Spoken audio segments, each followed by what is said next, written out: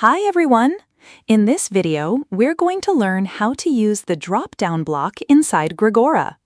We'll understand how to add and customize a drop-down using an example of adding it to a header. First, open Gregora's site editor. Click Edit Header to open the header section. From Add Elements, add the drop-down block.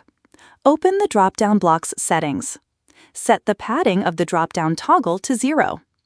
In General Settings, define the width of the drop-down toggle. Now, remove the width drop-down itself. Change the drop-down toggle text and adjust the drop-down toggle's width as needed. Now the drop-down toggle is added to the layout. Next, customize the drop-down list by adding elements to it.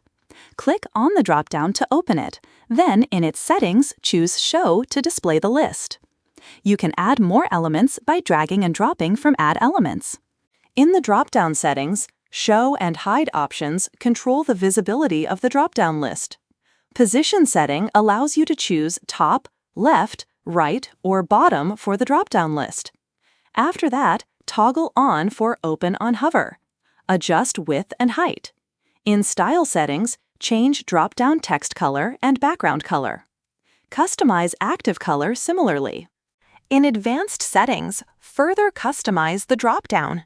You can also customize Toggle and List. These blocks have container-like settings. This lets you style the drop-down, toggle, and list individually. When you preview your website, you'll see the drop-down in the header with the list and your customized layout. Try it out to add interactive drop-down menus to your Gregora site.